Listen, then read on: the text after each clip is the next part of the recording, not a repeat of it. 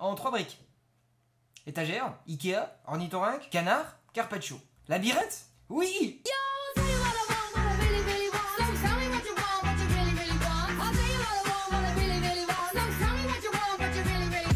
Le Labyrinthe, premier opus d'une nouvelle saga qui s'annonce vraiment géniale.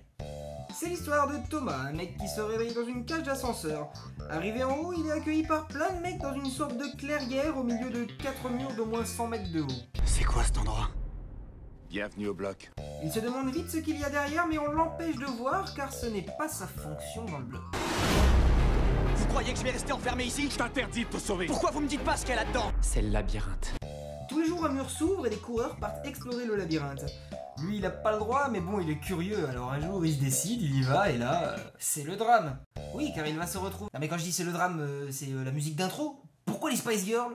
T'inquiète pas, c'est à cause de l'acteur principal, Dylan O'Brien.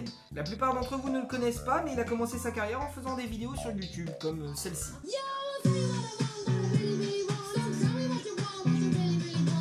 C'est... perturbant. En plus, il porte déjà quasiment le même t-shirt, c'est ouf. En voyant ça, on est encore plus impressionné par sa performance d'acteur qui est exceptionnelle. Ce petit fan de lip dub a de grandes chances de devenir un des acteurs les plus doués de sa génération, rien que ça. Bon, bah s'il faut en passer par là...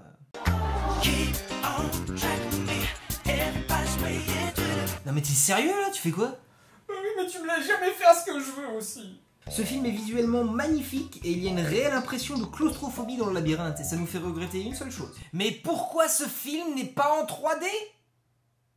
En effet, chaque plan a l'air pensé et réfléchi pour un rendu incroyable en 3D. Les décors ne sont que des lignes plongeantes vers l'infini. C'est peut-être le seul film où la 3D aurait été logique, voire utile. C'est dingue qu'aucun producteur n'ait pensé ça. Le film nous est vendu comme la nouvelle saga pour adolescents, mais je suis pas vraiment d'accord avec ça. Ça tient sûrement à la qualité du livre d'origine, mais ce film évite tous les écueils des sagas adolescentes type Divergente. Tout d'abord, ce film ne contient pas une seule seconde d'histoire d'amour. Pas une seule seconde. Il y a introduction d'un personnage féminin à mi-film, mais ils ont eu l'intelligence de remarquer que l'histoire se suffisait à elle-même. Même si j'ai aucun doute qu'elle servira à quelque chose dans les prochains films. Au moins pour faire les sandwichs, quoi. Misogyne! Le scénario aussi est très bien foutu dans le sens où à la fin on nous donne toutes les réponses que l'on désire, tout en ayant d'autres questions qui s'ouvrent à nous, qui nous donnent furieusement envie de voir la suite, mais on ne ressort pas frustré de la salle, et c'est génial. On n'a pas besoin de voir la suite, on en a envie, et ça change tout.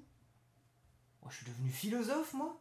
Après, ça reste quand même bien aseptisé comme il faut, hein, parce que dans la vraie vie, une clairière où ne vit que des mecs en pleine forge de nage pendant 3 ans, un jour il y a une gonzesse qui débarque, je crois qu'elle ferait mieux de courir. Enfin bref, je vous recommande fortement ce film, c'est vraiment un pur bonheur. Un petit mot de la fin? Yo? Bah oui.